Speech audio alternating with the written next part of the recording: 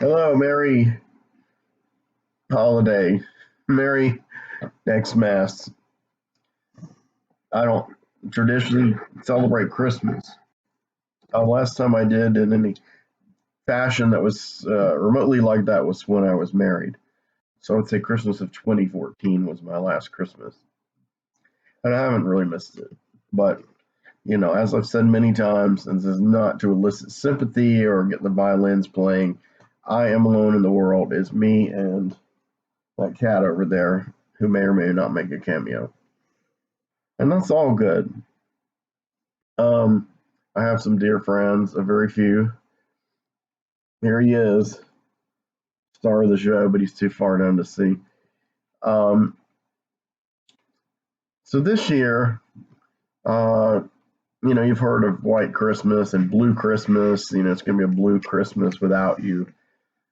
By that metric, my last few have been very blue since my last intended spouse departed into the ether.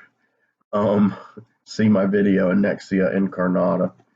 But in any case, uh, it's cool. Thanksgiving, I had my little tradition.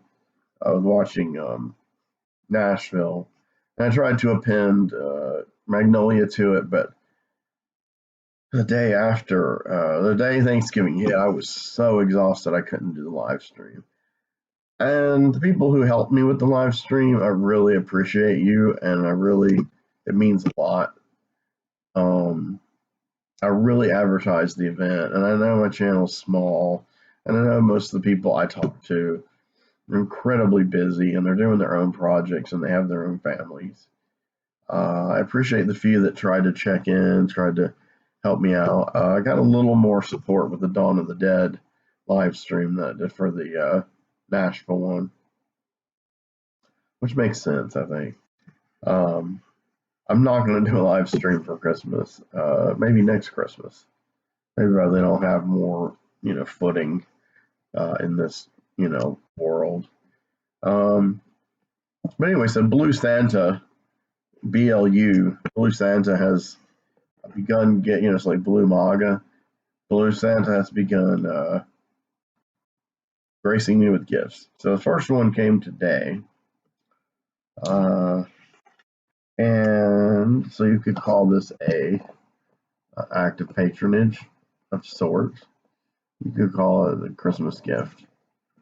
In any case, it is going to be used for the channel and in the library and for my edification.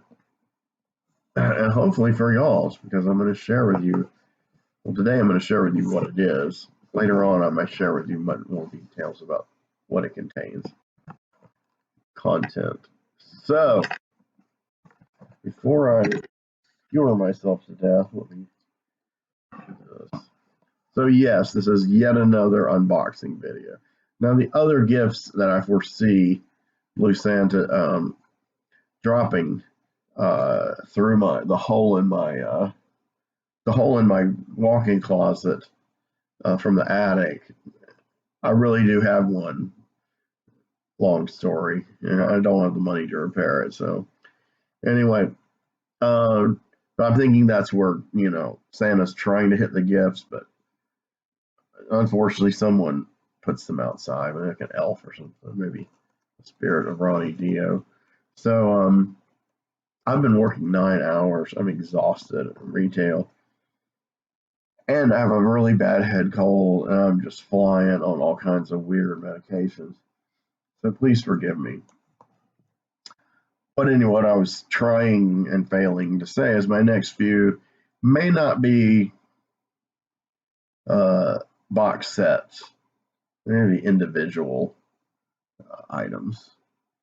So as you can see, there's the big A, the arrow logo, which you've come to know and love and expect greatness from in the world of collecting Blu-ray, physical media, great films from classic to cult.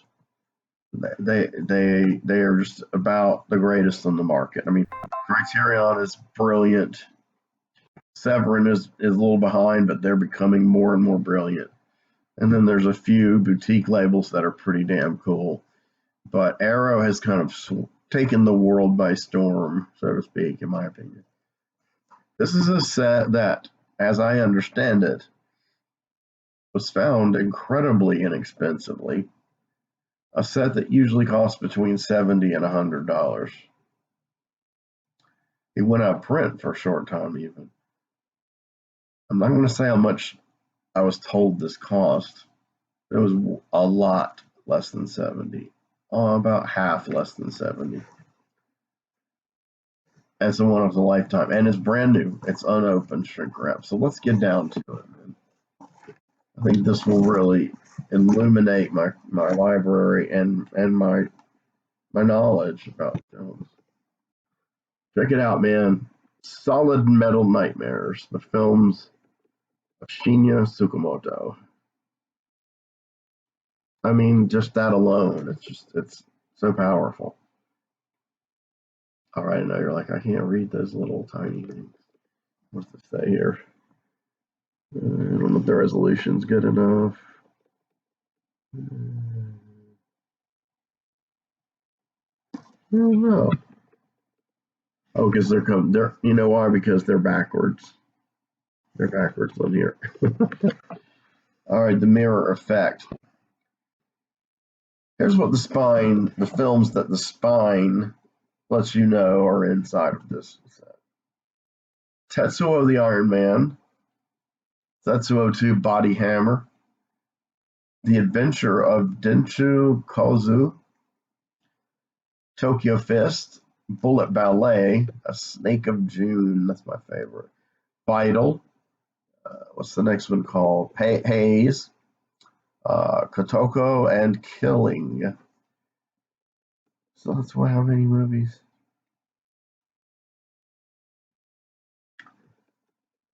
So a mere pittance. For a mere pittance, I was given this incredible collection. 10 movies. It's incredible. I couldn't live without this. Like my George Bucharite Sex Murder Art set. That's which maybe one day I'll talk about on here. It's just inconceivable having a life without these. Or my Alejandro Jodorowsky box set, also Arrow. If you're into this stuff, if you're into physically collecting, like the very best presentation you're ever going to see of these movies that no one thought would ever even be remembered or cared about, this is the time to be alive, my friend. Sorry I sound so messed up with my cold. So, same deal. I took off the plastic in a somewhat functional fashion. I'm going to read you the back. I actually can read this pretty well with my new special lighting here. Not professional tech level, but anyway. I'm going to read you chunks of this, if not all of it. And I hope that it will come across informative and not too embarrassing because of my congestion. I'm not going to be able to make another video until Christmas Day, maybe Christmas Eve. I have a special one. One of the most distinctive and celebrated names in modern Japanese cinema, there's no other filmmaker quite like Shinya Tsukamoto.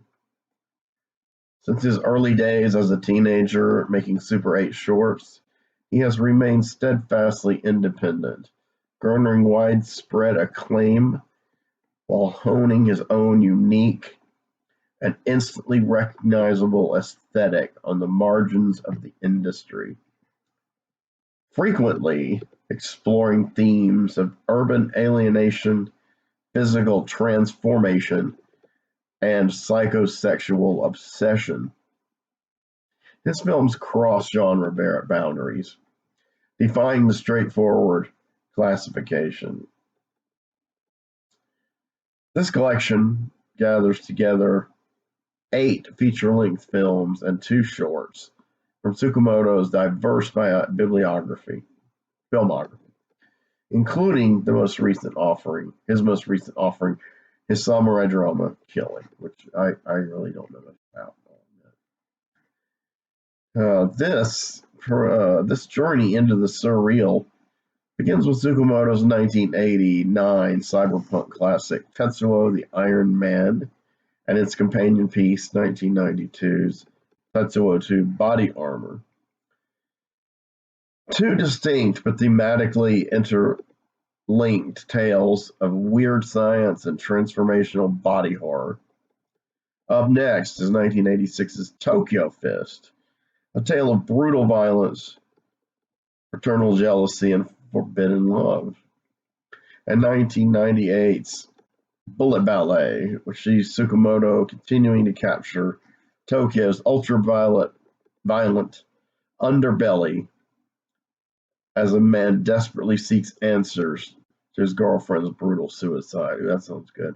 In 2002's A Snake of June, a young woman stuck in a loveless relationship, its marriage, is blackmailed by an anonymous voyeur, played by Tsukamoto, into acting out her own erotic fantasies for his satisfaction. A Snake of June is sublime. It's indescribable. I love it so much. All right, then in 2004's Vital, a bereaved medical student finds himself participating in his own girlfriend's autopsy, through which he begins to explore his own fractured psyche. That one was pretty good. I've seen that. 2011's Kotoko explores themes of mental illness as a struggling single mother is plunged into a terrifying spiral of violent hallucinations, which further shatter her grip on reality. 2018's Killing, meanwhile, deconstructs the mythology of the noble samurai in a tale of honor and vengeance set against the backdrop of the dying embers of feudal Japan. Rounding out the package are two contrasting short films from different periods in Tsukamoto's career. 1987 surreal fantasy The Adventure of Denshu Kozo, I've never seen this, in which cyberpunk time travel and vampires collide to electrifying effect, and 2005's Haze, a concentrated exercise in claustrophobic horror in which a man and a woman trapped together in a maze desperately try to piece together how they got there. It's called Haze, not Maze. I've heard of that one, but that's the most I know about it. Era Video is proud to present this exclusive collection of some of Tsukamoto's most concentrated, most celebrated works, alongside a comprehensive raft of bonus features. Whoever wrote this is pretty incredible. I might know the person who wrote it. I don't know. It might have been like Travis Crawford or Heather Drain. Special edition contents. That's a lot of stuff. I usually do all of them for unboxing, but you get the picture. I'll concentrate on the discs inside and see. They'll tell you more. Okay, so what kind of order are they in? Left to right. Oh, God. Tetsuo, the Iron Man. This changed cinema forever. I know that sounds like an outrageous claim, but it changed me forever. How about that? The first people who recommended this film were film critics here in Charlotte, North Carolina. And what's funny is their tastes were very conservative. I mean, they didn't like when someone tried to talk about edgy or underground movies. They got really defensive. But one of them actually managed to say, hey, you should check this out. So props to a guy who normally I wouldn't really listen to as far as recommendations, but it did help push me in that direction. So, of course, Tetsuo has 8 million bonus features. The unforgettable twisted world of filmmaker Shinya Tsukamoto. explodes onto celluloid with 3 cyberpunk-fueled tales of body horror and fractured identity. So, this is the headlining movie, but there's going to be more movies on this Blu-ray, this particular Blu-ray. And it's going to be 1989's Tetsuo the Iron Man, 1992's Tetsuo 2 Body Armor. And finally, the short film The Adventure of Denshu Kozo, shot on a shoestring budget 2 years prior to Tetsuo's release. Pretty good. High-def Blu-ray, 1080p presentation of all 3 films. Some killer mono audio, optional English subtitles. They're not optional for me, they're mandatory.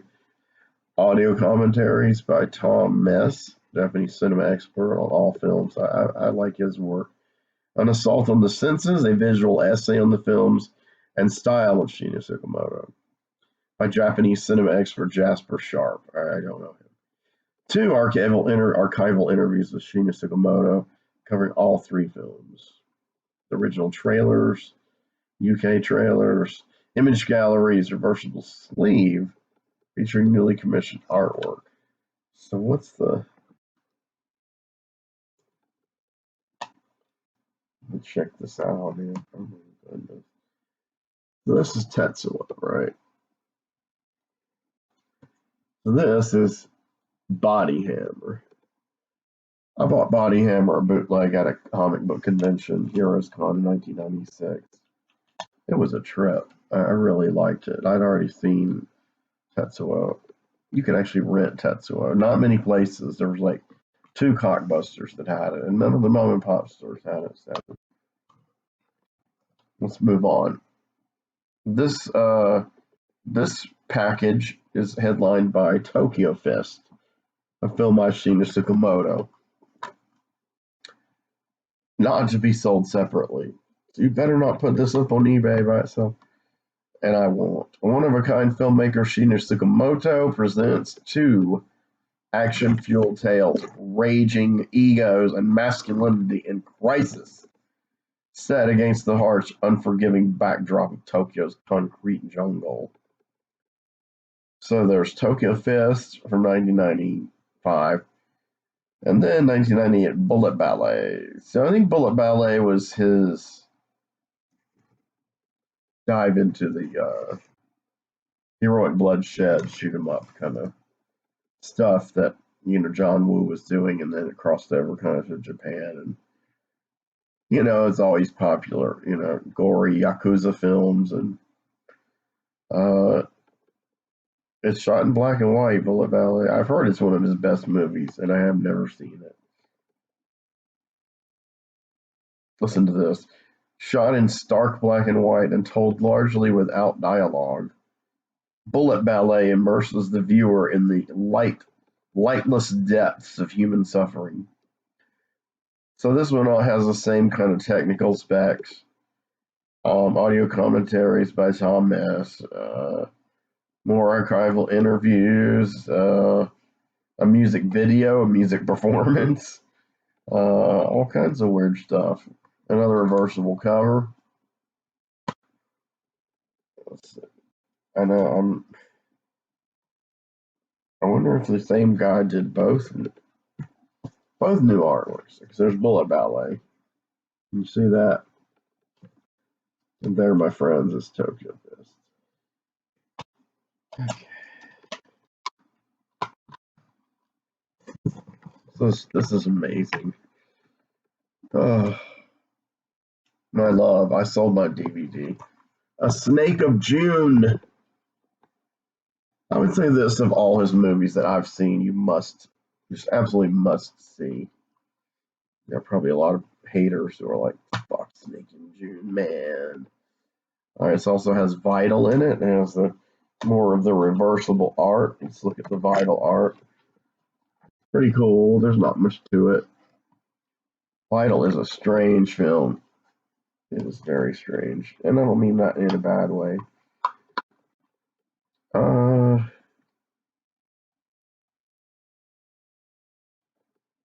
So this one has 3 films, 3 radically different films from the turn of the 21st century.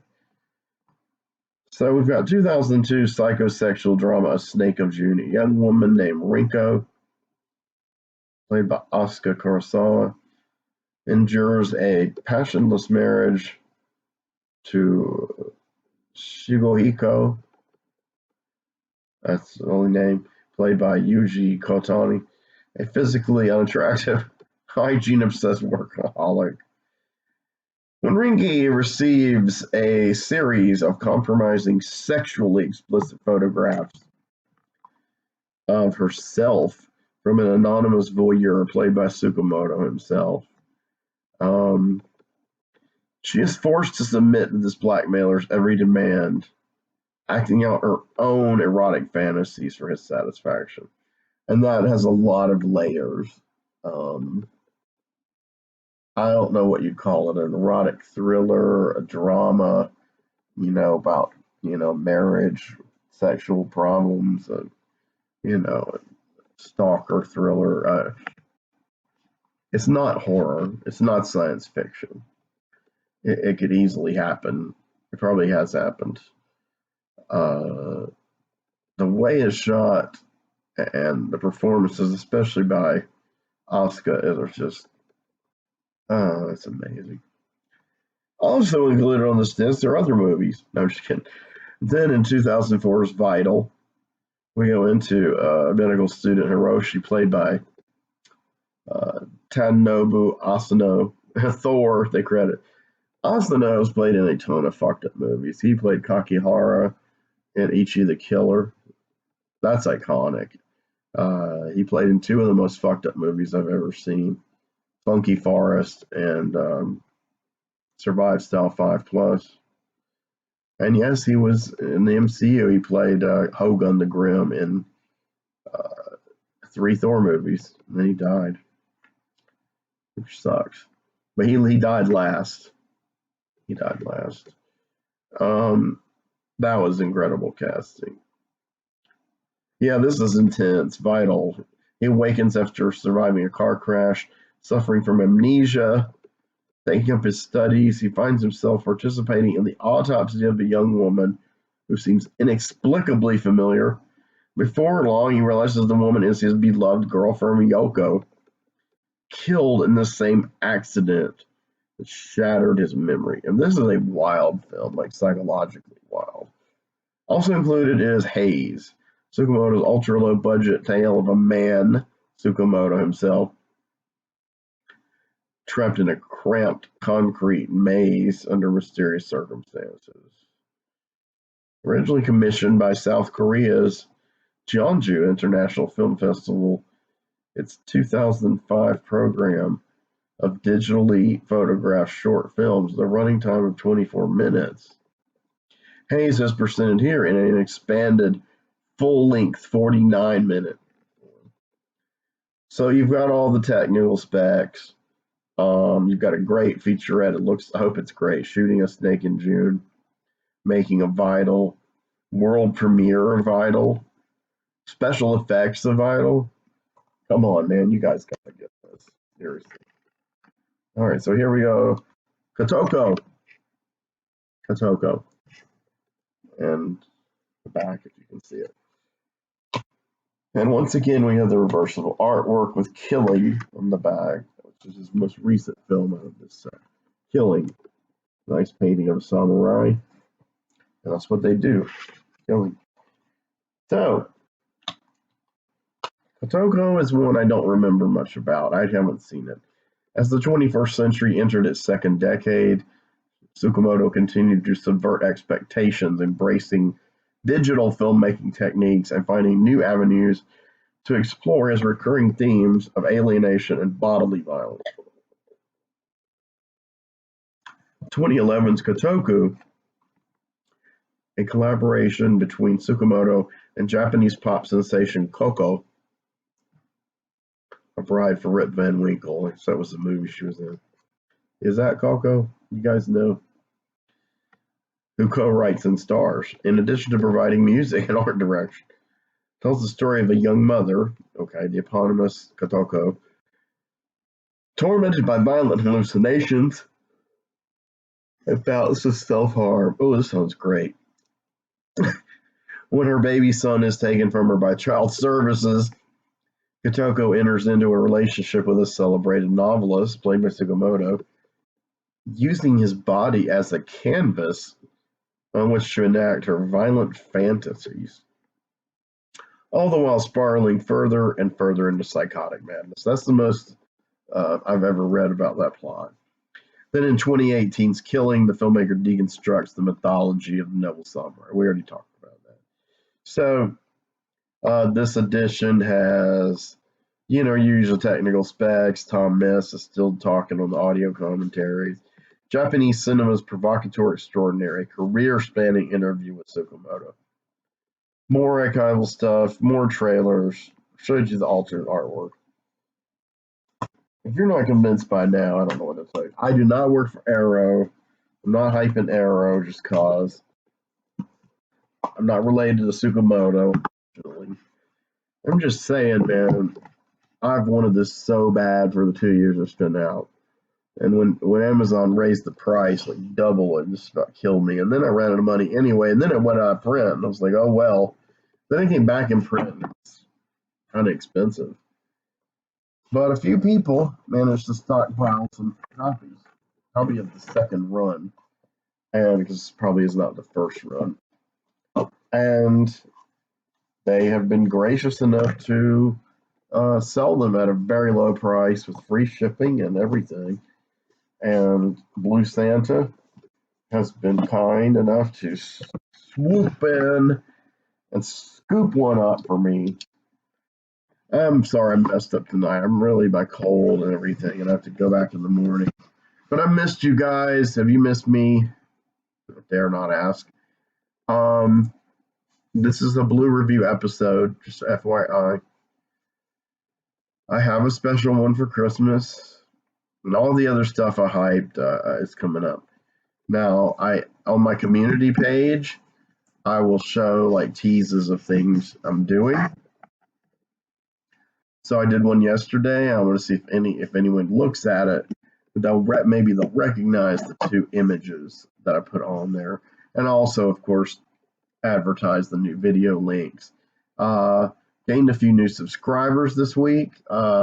Max Silverstein, a great coworker of mine, who's a budding, kind of a fan, not a fan bro, kind of a fan savant, and a couple other people I don't know. So I'm up to 330. Let's try to get 400 as soon as possible. Tell your friends, share this, subscribe. Please put a like. I love you guys. It's not going to be tonight or tomorrow night even, but me and Shinya, we're going to have a party pretty soon, baby. I'm going to keep you guys updated on it. So thank you for listening, and I appreciate it. And Blu Santa, you the bomb.